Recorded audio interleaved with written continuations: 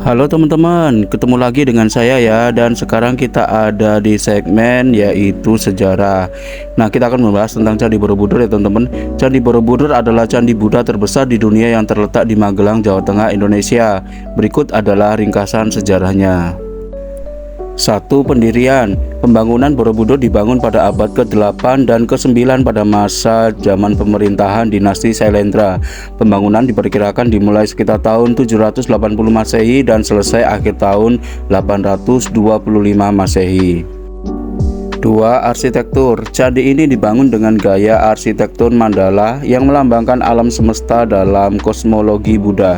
Candi ini terdiri dari 6 platform persegi yang di atasnya terdapat 3 platform melingkar dengan total 72 stupa yang masing-masing memiliki patung Buddha di dalamnya, teman-teman. 3. Masa kemunduran.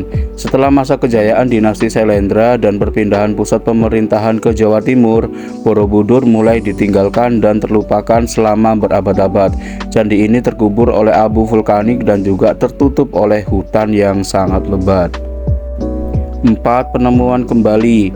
Penemuan kembali Borobudur ditemukan kembali pada tahun 1814 oleh Sir Thomas Stamford Raffles, Gubernur Jenderal Inggris di Jawa, yang mendapat informasi dan penduduk setempat tentang adanya bangunan kuno yang ada di dalam hutan.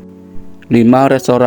Restorasi awal. Setelah penemuan kembali, beberapa upaya restorasi pun dilakukan, termasuk yang dilakukan oleh pemerintah kolonial Belanda pada akhir abad ke-19.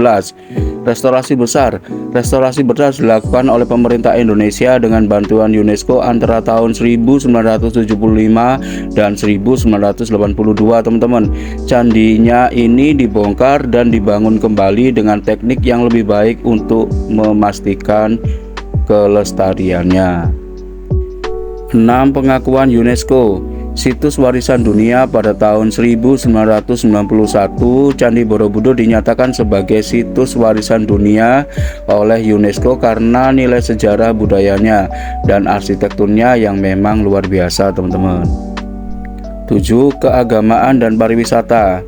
Tempat ibadah. Borobudur tetap menjadi situs penting untuk ziarah dan ibadah bagi umat Buddha ya teman-teman, terutama saat perayaan Waisak. Jadi Borobudur ini sering digunakan sebagai tempat perayaan Waisak.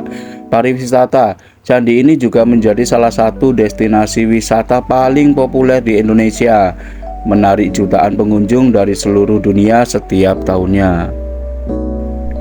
8. Ancaman dan pemeliharaan. Ancaman dan pemeliharaan Borobudur menghadapi berbagai ancaman ya teman-teman, termasuk kerusakan akibat gempa bumi, aktivitas vulkanik, dan juga vandalisme.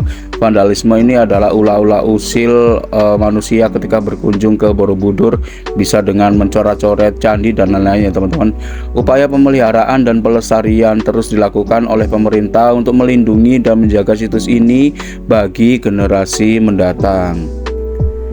Borobudur ini tidak hanya merupakan simbol kebanggaan budaya Indonesia saja ya teman-teman, tetapi juga peninggalan penting yang mencerminkan kebijaksanaan dan keterampilan nenek moyang bangsa Indonesia. Jadi mari kita jaga sama-sama ya teman-teman, karena Borobudur ini adalah salah satu bangunan yang sangat-sangat mengapresiasi Indonesia sebagai salah satu negara yang memiliki warisan budaya. Nah, ada fakta unik nih teman-teman. Kalau ketika kita kecil kan kita sering mendengar bahwa Candi Borobudur ini termasuk salah satu 7 keajaiban dunia. Padahal sebenarnya Candi Borobudur ini tidak pernah memasuki 7 keajaiban dunia ya teman-teman. Jadi ketika kita kecil sering mendapatkan anggapan seperti itu supaya kita ini mendapatkan rasa nasionalisme dan rasa bangga terhadap Candi Borobudur.